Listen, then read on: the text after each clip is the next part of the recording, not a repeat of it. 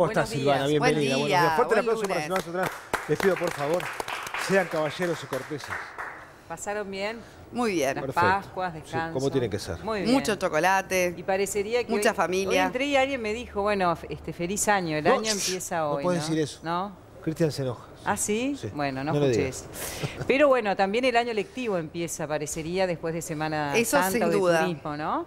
Todo el primer tiempo es como de adaptación y ahora están los pingos en la cancha y ¿Qué vamos pasa a ver si no qué te es lo que- adaptaste?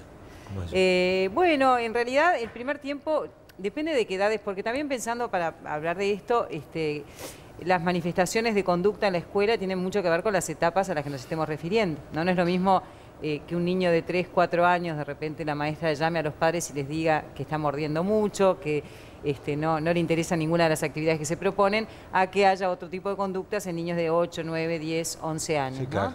¿No? Y con la adaptación pasa lo mismo.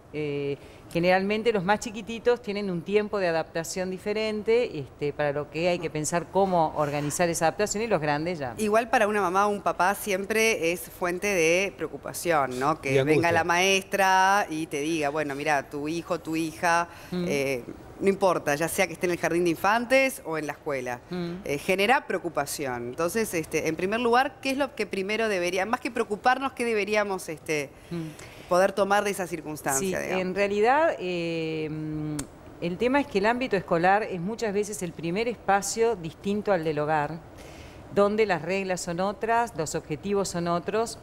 Y bueno, hay veces que tenemos como la buena suerte de que haya coincidencia. Digo buena suerte porque hay estilos de crianza que se asemejan más a veces a lo que se propone desde la escuela, y hay otras veces que realmente a nosotros yo trabajo hace muchos años, ¿no?, en una institución educativa, nos ha pasado de que viene un niño con una casa donde los límites no importan, los padres están convencidos de que lo que debe primar es la libertad y que el niño haga lo que quiera y que, bueno, que ya va a ser grande y que algún día va a tener que aprender por sí solo. Entonces entra en la escuela y se enfrenta a todo un mundo donde está arreglado, ¿no? Donde hay que saber cómo comportarse, hay objetivos a cumplir, donde las maestras, más allá de la modalidad de cada una, exigen determinadas cosas y son los referentes adultos a los que ese niño se tiene que enfrentar.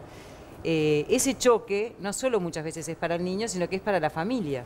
Y cómo se recibe, como tú decías recién, Sole, cuando te llaman por primera vez en tu vida para decirte que tu hijo no es la joyita. Es una puñalada. Claro, que vos pensás, claro, cómo cada uno lo puede manejar y lo puede escuchar, eso va a depender de varias cosas, que podemos hablar de algunas ahora. Hay un tema clave, ¿no? La comunicación.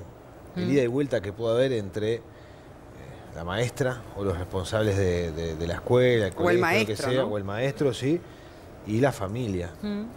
Porque si una maestra advierte un comportamiento que no es el adecuado de un niño, me parece que es imprescindible que haya una comunicación justa y a tiempo con los padres o con los responsables del niño, ¿no? Eso, por supuesto, tiene que ver hasta con un tema de valores institucionales y de estilos de propuestas desde la escuela. De todas maneras, uno se encuentra con que hay algunas situaciones donde lo hagas como lo hagas, lo plantees como lo plantees y Al lo padre le comuniques cae del mal. mejor modo posible. Para los padres realmente es una herida que a veces no es fácil de poder escuchar o de poder elaborar. Entonces uno empieza a encontrar como diferentes reacciones, ¿no? Algunas veces el primer que pasa desde la escuela también, puede pasar que la primera reacción sea la maestra está equivocada, la maestra no sabe nada, cosa que a veces complica mucho al niño sobre todo, porque si el niño está en casa y escucha que no hay como un respeto hacia lo que la maestra está proponiendo, o al menos que no se le dice, bueno, vamos a ver cómo te podemos ayudar, pero no que se carguen todas las pilas en la escuela, no podemos pretender que ese niño después vaya con confianza y seguridad al ámbito escolar. O sea, ya va sintiendo. A veces pasa que el niño te dice, mamá dice que vos estás equivocada, o ¿por qué te voy a hacer caso a vos? Mamá dice que le tengo que hacer caso, o papá dice que solo tengo que hacerles caso a ellos. Entonces la comunicación es fundamental, pero sobre todo no solo para informar que tu hijo o tu hija está teniendo conductas irregulares, sino para poder acordar juntos una estrategia a seguir. Porque si no hay compromiso y no hay un criterio al menos consensuado, probablemente ese niño quede rehén de dos fuerzas totalmente distintas y bueno, no se está pensando en el niño. Totalmente, eso es clave. Ahí no se está pensando en el niño. Que es lo que pasa yo creo que muchísimas es lo que tenemos que tomar en cuenta como papás y mamás. Y también como maestras, porque muchas veces nos encontramos, yo siempre digo lo mismo, de trabajar tantos años con las maestras, tengo de verdad un profundo respeto y admiración, porque hay que estar de repente 8 horas cuidando un niño que no es propio, cuidando en nombre de otro, poniendo el cuerpo, el alma. Sí, formando también. Sí, no tiene solo que haber una cuidando. vocación muy grande. Claro. Y realmente, yo me río porque yo voy 2 veces por semana y de repente entro un rato y salgo y les digo, me voy y les digo, qué increíble, hace 6 horas que tú estás adentro de esta clase y todos los días. Entonces, primero, tener como mucho respeto hacia alguien que eligió vocacionalmente esa entrega. Me parece que ahí... Eso no quiere decir que la modalidad o el estilo o hasta la personalidad que esa maestra tenga nos encante. De repente somos mamás y nos llaman para decirnos que nuestro hijo está con dificultades en la escuela, tenemos una reunión y la verdad que entendemos por qué nuestro hijo está mal en la clase. Ahí está, porque tampoco estamos hablando de cosas que no sean demostrables. Es decir, muchas veces esas conductas a las que se refiere la maestra, el maestro de nuestro hijo, es algo tangible. Concretamente, no tiene que ver con un tema de apreciación personal sobre su forma de ser. Entonces, ¿qué es lo que tenemos que entender como papás y mamás? ¿Que hay algo que no está funcionando bien en casa y que se ve en la escuela? Bueno, no siempre. Los niños a veces se portan mal en casa y en la escuela, otras veces se portan mal solo en casa y en la escuela andan bárbaro, y otras veces se portan mal en la escuela. Las razones por las cuales pasa esto tienen que ver con poder comprender qué significado tiene. La mala conducta es un síntoma, el niño no es malo, el niño no se sienta a pensar, bueno, ¿cómo me voy a arruinar la jornada y voy a tener... muchísimas veces la única forma que el niño encuentra de que mamá y papá tengan su energía puesta en ellos es portándose mal. Entonces, sabemos que si me porto mal en la escuela, la maestra va a llamar a mamá.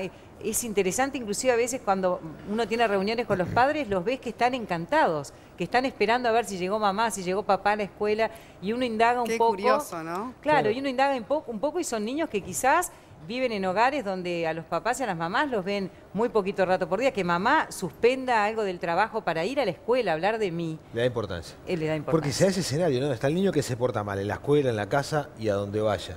Pero están aquellos que parecen personas distintas. Tienen un comportamiento diferente en la casa que en la escuela. Es bastante frecuente. Por eso, se porta muy bien en la escuela y mal en la casa, o al revés, muy bien en la casa y mal en la escuela, ¿no?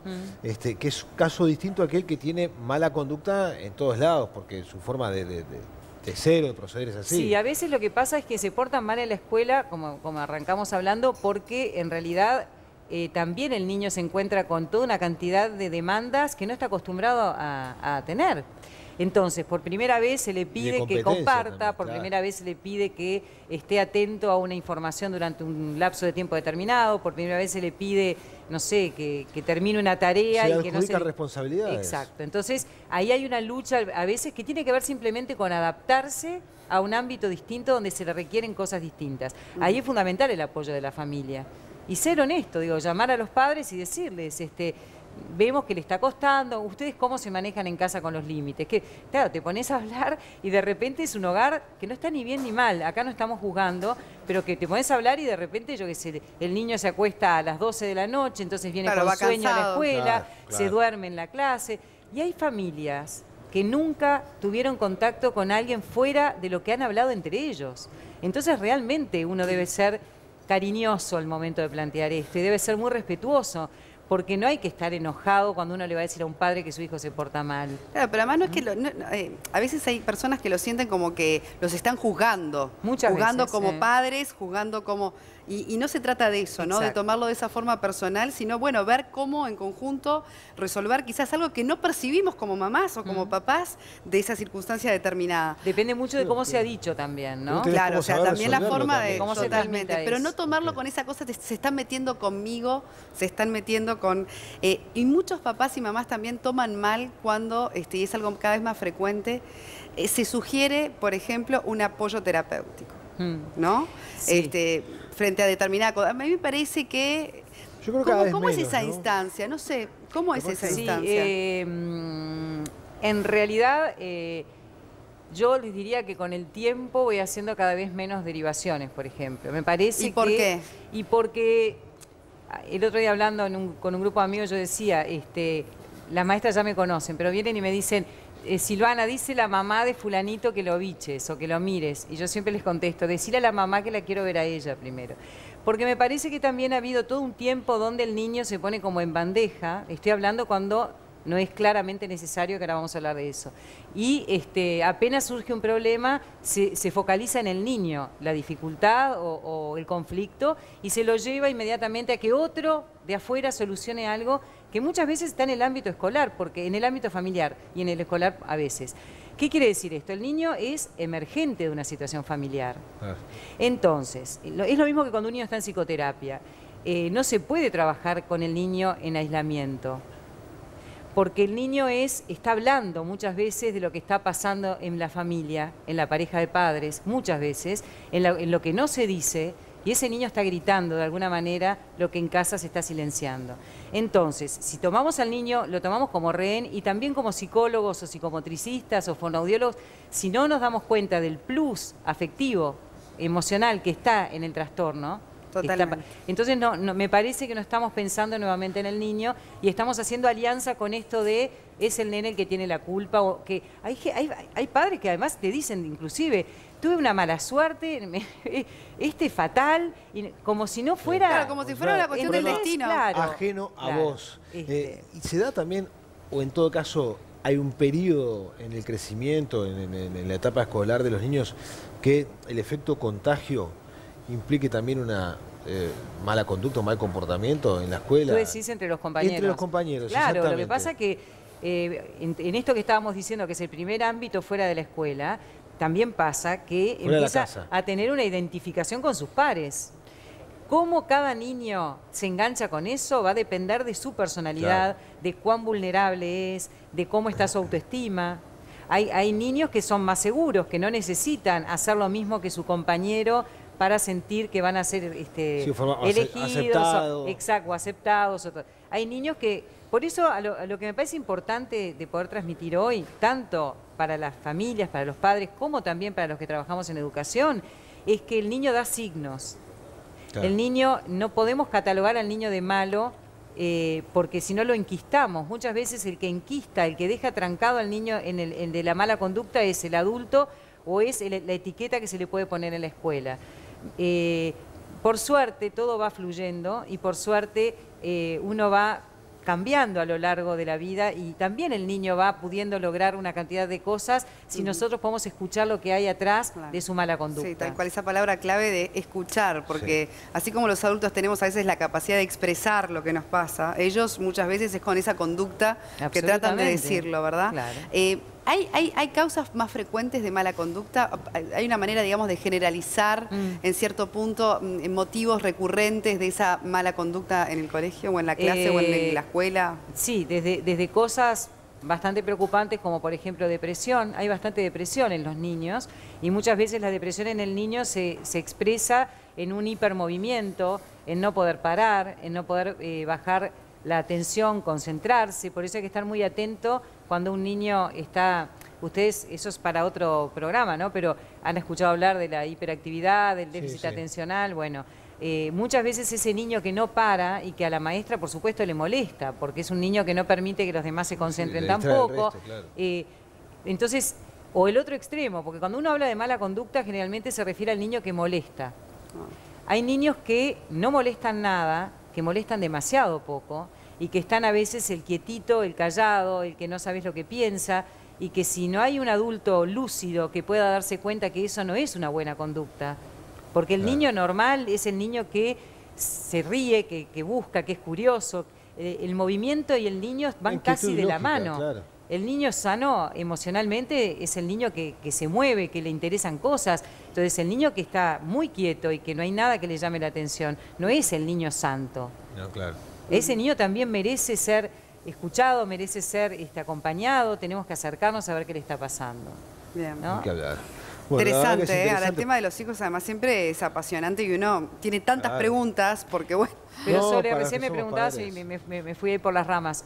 Si hay causas comunes. Otra de las causas importantes que generan a veces trastornos en la conducta tiene que ver con dificultades en el aprendizaje, que no son detectadas o que no aparecen tan claramente. Entonces, el niño siente que se le está pidiendo algo a lo que no puede responder. Claro, como no entiende o no puede hacer una tarea... La frustración que genera, sobre todo en niños inteligentes. Cuando un niño inteligente siente que se le está pidiendo algo que no puede lograr, generalmente lo que trata es de evadirse de esa frustración. Claro. ¿Cómo? Bueno, lo que vive como agresivo, porque si mañana a mí vienen y me piden que esta nota la hagamos en chino, yo voy a sentirme agredida. Te voy a decir, bueno, en realidad yo no sé hablar en ese idioma. Además, muchas cosas de las dificultades de aprendizaje se detectan tarde, o sea, para tener un buen diagnóstico a los 7, a los 8, a los 9. Es un tema súper interesante. Súper interesante. Las dificultades de aprendizaje concretas, estamos hablando como de la mala conducta. Pero es otro mundo el tema de las dificultades de aprendizaje. Y muchas veces, ahora, así como hablamos de los padres, un poquito para hablar de mis queridas maestras, que lo digo de verdad con mucho respeto, muchas veces la maestra estudia para un niño modelo. Sí, normal, entre comillas. Entonces, cuando se enfrenta a un niño que no aprende lo que ella le está tratando de enseñar, que también es otro tema, porque muchas veces no nos damos cuenta que el que nos enseña muchísimo es el niño, sobre todo a cómo aprender. Las vías de aprender son variadas y no todos aprenden de la misma manera. Entonces, cuando la maestra pone su modelo de enseñar y ese niño no le aprende, como cuando las mamás decimos no me come, la frustración que le genera a las maestras también hace que a veces la primera tendencia sea no sabe nada, lo pasa que no atiende, es un niño con problemas.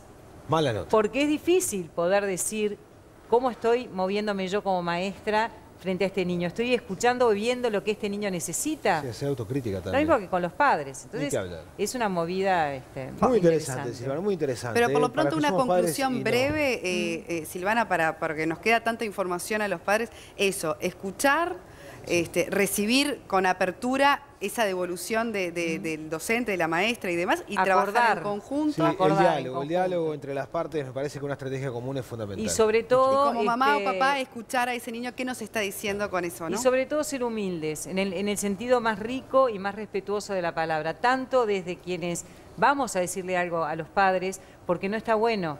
Como padres tenemos que pensar que no nos gusta que vengan a decirnos algo a nuestros hijos. Entender que para el padre es un viaje difícil y cuando lo estamos recibiendo, ponernos de codo a trabajar juntos. Ni que hablar. Bueno, sí, muchas gracias. Un placer, como siempre. Como siempre.